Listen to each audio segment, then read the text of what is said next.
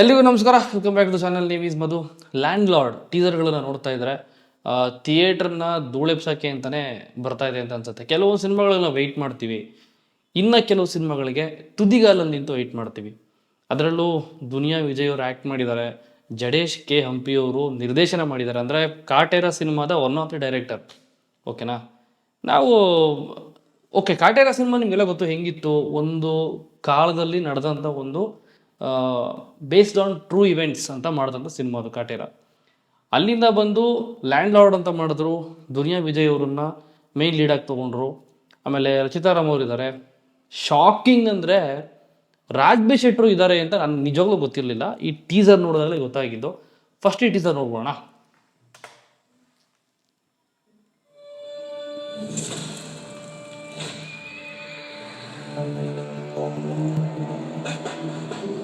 ಗುಡಿಯಾಗಿನ ಪೂಜೆ ಆಚಾರ ವಿಚಾರ ಒಂದು ಕ್ಯಾರೆಕ್ಟರ್ನ ಎಲಿವೇಟ್ ಮಾಡುವಂಥ ರೀತಿ ಇದು. ಒಂದು ಬ್ಯಾಕ್ಗ್ರೌಂಡ್ ಮ್ಯೂಸಿಕ್ನ ಗ್ರ್ಯಾಂಡ್ ಆಗಿಬಿಟ್ಟು, ಒಂದಷ್ಟು ಕ್ಯಾಮ್ರಾ ಆ್ಯಂಗಲ್ನ ಇಟ್ಟು, ಒಂದು ಕ್ಯಾರೆಕ್ಟರ್, ಒಬ್ಬ ವ್ಯಕ್ತಿ ಬರ್ತಾ ಇದ್ದಾನೆ ಅಂತಂದಾಗ ಯಾರಿಗೂ ಇವನು ಹಿಂಗೆ ಬರ್ತಾ ಇದ್ದಾನೆ ಅನ್ನೋ ಒಂದು ಥಾಟ್ನ ಪ್ರೇಕ್ಷಕರಿಗೆ ಕ್ರಿಯೇಟ್ ಮಾಡಬೇಕು. ಫಸ್ಟು ಒಬ್ಬ ನಿರ್ದೇಶಕನಿಗೆ ಇರಬೇಕಾಗಿರುವಂಥ ಬೇಸಿಕ್ ಕ್ವಾಲಿಟಿ ಅದು. ಸೊ ಅದನ್ನು ತುಂಬ ಚೆನ್ನಾಗಿ ಕ್ಯಾರಿ ಮಾಡಿದ್ದಾರೆ ಜಡೇಶ್ ಅವರು. ಇದೇನೋ ಇಟ್ಕೊಂಡಿದೆಯಾ ಅಂತ ಕೇಳ್ತಾರೆ ಮೇಲೆ ಇರಲಿ ಅಲ್ಲ. ಪ್ರಕಾರ ನಡೀತದೆ. ಬೇಸಾಯ ಬೀಳೋ ಮಳೆ ಬೆಳೆಯೋ ಬೆಳೆ ಪ್ರಕಾರ ನಡೀತದೆ. ಹಣೆ ಬರ ಗೀಚಿನ ಪಾಪ ಪುಣ್ಯದ ಪ್ರಕಾರ ನಡೀತದೆ. ಎಲ್ಲಾನು ಅದ್ರ ಪಾಲಕ ನಡೀತಿದ್ರೆ ನಿಂದೇನೋ ಇದು ಪ್ರಸಾದ ಕಾನೂನು ಪ್ರಕಾರ. ಗುಡಿ, ವ್ಯವಸಾಯ, ಮನುಷ್ಯನ ಜೀವನ ಯಾವ್ಯಾವ್ದ್ರ ಪ್ರಕಾರ ನಡೆಯುತ್ತೆ ಅದನ್ನು ಹೇಳಿಬಿಟ್ಟು ನಿಂದು ಯಾವುದು ಇದು ಕಾನೂನು ಪ್ರಕಾರ ಅನ್ನೋವಂಥ ಒಂದು ಡೈಲಾಗ್ ಇದು. ಅಲ್ಲಿ ಶಾಕ್ ಆಗಿದೆ ನನಗೆ. ಇದು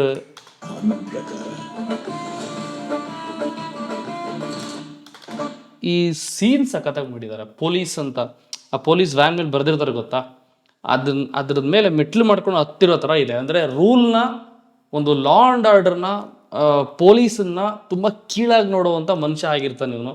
ಅದರ ಇಂಡಿಕೇಶನ್ನೇ ಪೊಲೀಸ್ ಅನ್ನೋ ಪದದ ಮೇಲೆ ಕಾಲಿಟ್ಟು ಹತ್ತಾ ಇರೋದು ಅಂತ ನಾನು ಅನ್ಕೋತಾ ಇದ್ದೀನಿ. ಅಧಿಕಾರ ಆದ್ರೆ ಅಧಿಕಾರ ನನಗೆ ಈ ಸೀನ್ ನೋಡಿ ನಿಜ ಖುಷಿ ಆಗೋಯ್ತು. ಯಾಕೆ ಅಂತಂದರೆ ರಾಜ್ ಬಿ ಶೆಟ್ಟಿ ಅವರು ಕೂದಲು ಬಂದ್ಬಿಟ್ಟಿದೆ ನಿಜ. ಅಂದರೆ ಒಂದು ಕ್ಯಾರೆಕ್ಟರ್ಗೆ ಕೊಡುವಂಥ ಒಂದು ಇಂಪಾರ್ಟೆನ್ಸ್ ಹೆಂಗಿರುತ್ತೆ ಅಂತಂದರೆ, ರಾಜ್ ಬಿ ಶೆಟ್ಟಿ ಅವ್ರಿಗೆ ಕೂದಲು ಹಾಕ್ದಿರೂ ಮಾಡ್ಬೋದಾಗಿತ್ತು. Is one of the finest actor in KFI. Raj B Shetty ಅವರು ಗರುಡ ಗಮನ, ವೃಷಭ ವಾಹನ ಸಿನಿಮಾ ಮಾಡಿದಾಗ ಅವರು ತುಂಬ ಜನ ಹೇಳ್ತಾರೆ, ನೀವು ಸಣ್ಣಕ್ಕಿದೆಯಾ, ನಿಮ್ಮ ತಲೆಯಲ್ಲಿ ಕೂದಿಲ್ಲ, ಅದು ಇದು. ತಾನು ಇರೋ ರೀತಿಯಲ್ಲೇ ಸಿನಿಮಾ ಮಾಡಿ ಗೆದ್ದಂಥವರು ರಾಜ್ ಬಿ ಶೆಟ್ಟರು. ಅವ್ರನ್ನ ಜಡೇಶ್ ಹಂಪಿ ಅವರು ಬಂದ್ಬಿಟ್ಟು ಇವ್ರು ಸಿನಿಮಾಗೆ ಹಾಕೊಂಡಿದ್ದಾರೆ ಅಂತಂದರೆ ಇವ್ರ ಕ್ಯಾರೆಕ್ಟರ್ಗೆ ಎಷ್ಟು ಇಂಪಾರ್ಟೆಂಟ್ ಇರಬೇಕು ಸಿನಿಮಾದಲ್ಲಿ ಅಂತ ನಾವು ಗೆಸ್ ಕೂಡ ಮಾಡೋಕ್ಕಾಗಲ್ಲ. ಅದಕ್ಕೆ ನಾನು ಈ ಟೀಸರ್ ನೋಡಿದಾಗಿಂದ ಈ ಸಿನಿಮಾಗೋಸ್ಕರ ಕಾಯ್ತಾ ಇದ್ದೀನಿ.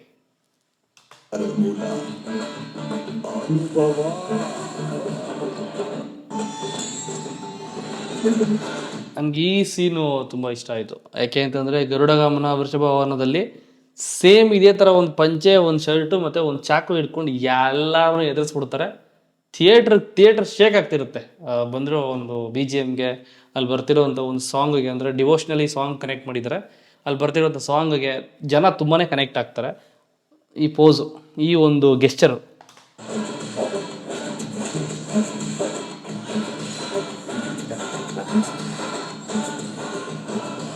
ಲಾಸ್ಟಲ್ಲಿ ವಿಜಯ್ ಸರ್ ಬರ್ತಾರೆ. ಇದು ವಿಜಯ್ ಸರ್ ಕ್ಯಾರೆಕ್ಟ್ರು. ಅವರು ಕೈಯಲ್ಲಿ ಕತ್ತಿ ಹಿಡ್ಕೊಂಡಿದ್ದಾರೆ.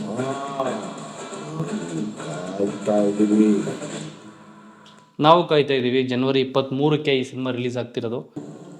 ಪಂಚತಂತ್ರದ ಹುಲಿ ಸಿಂಹಗಳು ಇತಿಹಾಸದ ರಾಜ ಆಳಿದವರ ಎದುರು ಅಳಿಯದೆ ಉಳಿದವನೊಬ್ಬ ಮಾರಿಯಾದ. ಈ ಟೀಸರ್ ಬಂದು ವಿಜಯ್ ಸರ್ದು.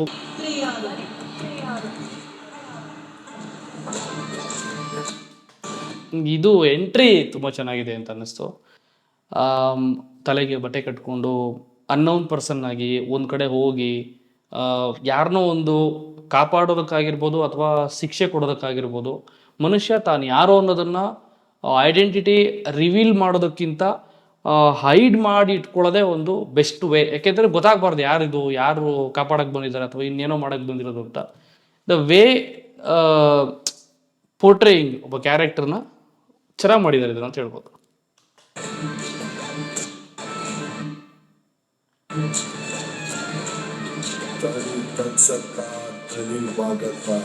ವ್ಯತ್ಯಾಸ ಸ್ವಾಭಿಮಾನದ ಮುಂದೆ ತಲೆ ಬಾಗೋದು ನನ್ನ ರಕ್ತದಾಗೆ ಆಗಿ. ಇದಂತೂ ಹೇಟ್ರ್ಗಳಿಗೆ ಒಳ್ಳೆ ಕೌಂಟ್ರ್ ಕೊಡ್ಬೋದು. ಸ್ವಾಭಿಮಾನದ ಎದುರುಗಡೆ ತಲೆ ಬಾಗಿಸೋದು ನನ್ನ ರಕ್ತದಲ್ಲೇ ಇದೆ. ಆಮೇಲೆ ಸ್ವಾರ್ಥಿಗಳ ಮುಂದೆ ತಲೆ ತಗ್ಸೋದು ನನ್ನ ಬೆವ್ರ ಹನಿಯಲ್ಲೂ ಇಲ್ಲ ಅಂತ. ಈ ಪ್ರಪಂಚನೇ ಸ್ವಾರ್ಥಿಗಳ ಪ್ರಪಂಚ. ಆ ಸ್ವಾರ್ಥಿಗಳ ಮಧ್ಯೆನೇ ಬದುಕ್ತಾ ಇದ್ದೀವಿ. ಅದರಲ್ಲಿ ಅಲ್ಲಿ ಇಲ್ಲಿ ಎಲ್ಲೋ ಒಂದು ಕಡೆ ಸ್ವಾಭಿಮಾನ ಅನ್ನೋದು ಕಾಣಿಸ್ದಾಗ ತಲೆ ಎತ್ತಿ ನಿಲ್ಬೇಕಾಗತ್ತೆ. ನಮ್ಮ ಸ್ವಾಭಿಮಾನ ನಾವು ಬಿಟ್ಕೊಡ್ಬಾರ್ದು.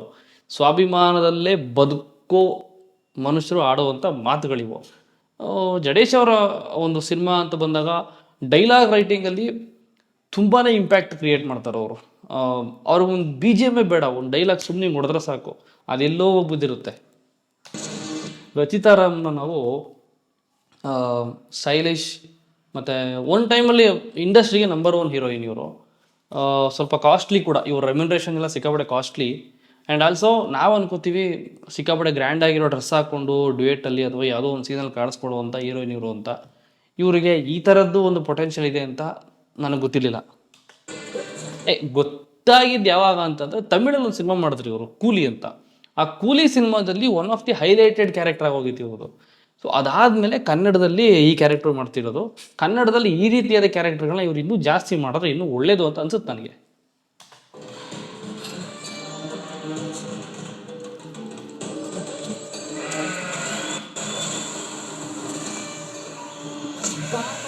ಯಾವ್ದೇ ಆಯುಧ ಇಟ್ಕೊಂಡು ನಿಂತಾವೆ, ಕಾದಾಡೋ ನಾವ್ ಇಟ್ಕೊಂಡಿಲ್ಲ ಅಂದ್ರೆ ಹೆಂಗ್ ಮಾಮ? ಕಾಪಾಡೋ ದೇವ್ರೆ ಆಯ್ದು ಹಿಡ್ಕೊಂಡು ನಿಂತವನೆ, ಕಾದಾಡೋ ನಾವು ಹಿಡ್ಕೊಂಡಿಲ್ಲ ಅಂದರೆ ಹೆಂಗೆ ಮಾಮ. ಈ ಡೈಲಾಗ್ ಬಂದು ವಿಜಯ್ ಸರ್ ಮಾಡಿರೋಂಥ ಕ್ಯಾರೆಕ್ಟರ್ಗೆ ಹೇಳ್ತಾ ಇರುವಂಥ ಡೈಲಾಗ್ ಆಗಿರ್ಬೋದು. ಆಫ್ಟರ್ ಮೆನಿ ಇಯರ್ಸ್, ತುಂಬ ವರ್ಷಗಳ ನಂತರ ವಿಜಯ್ ಸರ್ ಮತ್ತು ರಚಿತಾ ರಾಮ್ ಅವರು ಸ್ಕ್ರೀನ್ ಶೇರ್ ಮಾಡ್ತಿರೋದು. ಇವರಿಬ್ಬರು ಕಾಂಬಿನೇಷನ್ ನೋಡಬೇಕು ಅಂತ ನಾನು ವೆಯ್ಟ್ ಮಾಡ್ತಾ ಇದ್ದೀನಿ. ಈ ಡೈಲಾಗ್ ತಕ್ಕನಂಗೆ ಇವ್ರು ಮಾಡಿರೋ ಕ್ಯಾರೆಕ್ಟ್ರು ರಫ್ ಆ್ಯಂಡ್ ರಗಡ್ ಆಗಿರುವಂಥ ಒಂದು ಕ್ಯಾರೆಕ್ಟರ್ನ ಪ್ಲೇ ಮಾಡ್ತಾ ಇದ್ದಾರೆ ರಚಿತಾ ರಾಮ್ ಅವರು. ನೋಡೋಣ, ನಾವೆಲ್ಲ ತಿಳ್ಕೊಂಡಿರೋ ಹಂಗೆ ಕ್ಯೂಟ್, ಬಬ್ಲಿ ಆ್ಯಂಡ್ ಹೀರೋಯಿನ್ ಆಗಿರುವಂಥ ರಚಿತಾ ರಾಮ್ ಅವರು ಈ ಕ್ಯಾರೆಕ್ಟರ್ಲಿ ಹೆಂಗೆ ಕಾಣಿಸ್ಕೊತಾರೆ ನೋಡೋಣ ಜನವರಿ 23ಕ್ಕೆ.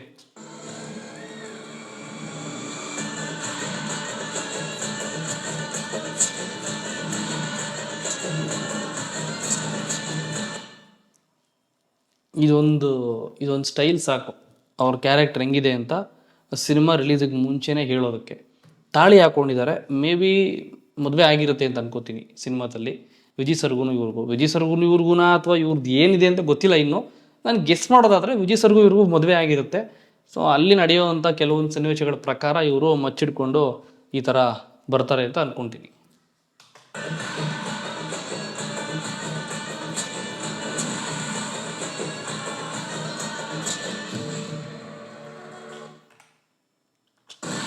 ಓಕೆ, ನೀವೆಲ್ಲ ಈಗ ನೋಡ್ದಂಗೆ ಲ್ಯಾಂಡ್ ಲಾರ್ಡ್ ಅನ್ನೋ ಒಂದು ಸಿನಿಮಾ ಜನವರಿ 23ಕ್ಕೆ ರಿಲೀಸ್ ಆಗ್ತಾ ಇದೆ.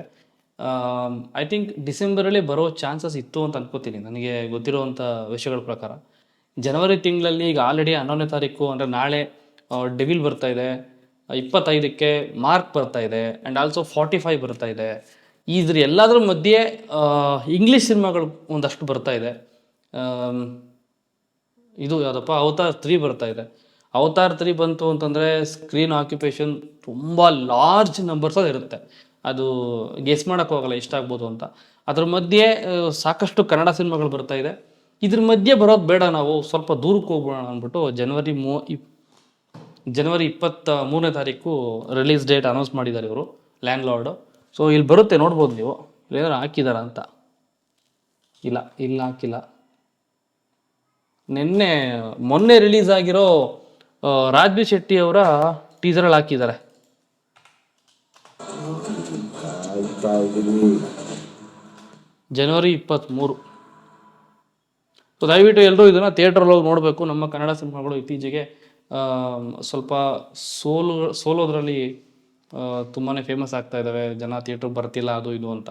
ಅದ್ರ ಮಧ್ಯೆ ಒಂದಷ್ಟು ಒಳ್ಳೆ ಸಿನಿಮಾಗಳು ಬಂದಾಗ ಪ್ರೇಕ್ಷಕರೇ ಕೈ ಹಿಡಿಬೇಕು. ಜಾಸ್ತಿ ಅಂದರೆ ಜನಗಳಿಗೆ ಎಂಟರ್ಟೈನ್ಮೆಂಟ್ ಮಾಡೋದಕ್ಕೆ ಮ್ಯಾಕ್ಸಿಮಮ್ ಪೊಟೆನ್ಷಿಯಲ್ ಇರುವಂಥ ಒಬ್ಬ ಡೈರೆಕ್ಟರ್ ಜಡೇಶ್ ಕೆ ಹಂಪಿ ಅವರು. ಇಂಥ ಡೈರೆಕ್ಟರ್ಗಳು ನಾವು ಯಾವತ್ತೂ ಕೈ ಬಿಡೋಕೆ ಹೋಗ್ಬಾರ್ದು. ಯಾಕೆಂದರೆ ನಿಮಗೆಲ್ಲ ಗೊತ್ತು ಕಾಟೇರ ಹೆಂಗಿತ್ತು ಅಂತ. ಕಾಟೇರ ಕತೆ ಬರೆದವರೇ ಇವರು. ಓಕೆನಾ? ಸೊ ನೋಡೋಣ. I am waiting. Let us watch this landlord on January 23, 2026. ಮತ್ತೆ ಸಿಗೋಣ. Thank you so much. Take care. Bye.